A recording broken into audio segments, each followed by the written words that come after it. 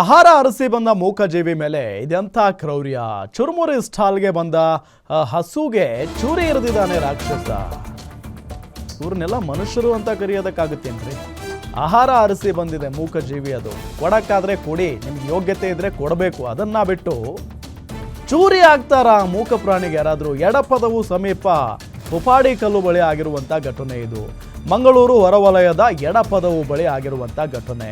Tent ಬಳಿ ನಡೀತಾ ಇದ್ದಂಥ ಅಯ್ಯಪ್ಪ ಸ್ವಾಮಿಯ ಧಾರ್ಮಿಕ ಪೂಜೆ ಹಿನ್ನೆಲೆ ಚುರುಮುರಿ ಸ್ಟಾಲ್ ಹಾಕಿದ್ದ ಉಮರಬ್ ಅನ್ನೋ ವ್ಯಕ್ತಿ ಸ್ಟಾಲ್ ಬಳಿ ಏನಾದರೂ ತಿನ್ನೋದಕ್ಕೆ ಸಿಗುತ್ತೆ ಅಂತ ಹೇಳಿ ಪಾಪ ಹಸು ಬಂದಿರುತ್ತೆ. ಹಸುವಿನ ಮೂತಿಗೆ ಚೂರಿಯಿಂದ ಇರಿದು ಬಿಟ್ಟಿದ್ದಾನೆ ನೋಡಿ ಉಮರಬ್ ಅನ್ನೋ ವ್ಯಕ್ತಿ. ಆತನನ್ನ ಮನುಷ್ಯ ಅಂತ ಹೇಳೋದಕ್ಕಾಗುತ್ತಾ?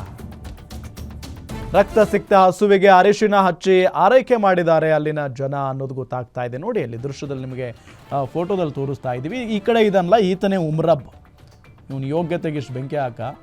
ಆ ಹಸು ಪಾಪ ಮೂಕ ಜೀವಿ ಅದು, ಅದಕ್ಕೇನು ಗೊತ್ತಾಗುತ್ತೆ?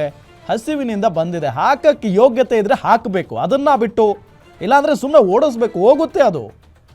ಅದನ್ನ ಬಿಟ್ಟು ಚಾಕುವಿನಿಂದ ಇರಿತಾರೆ ಅಂತ ಅಂದರೆ ಈತನ ಮನಸ್ಥಿತಿ ನೋಡಿ ಹೆಂಗಿರಬೇಕು.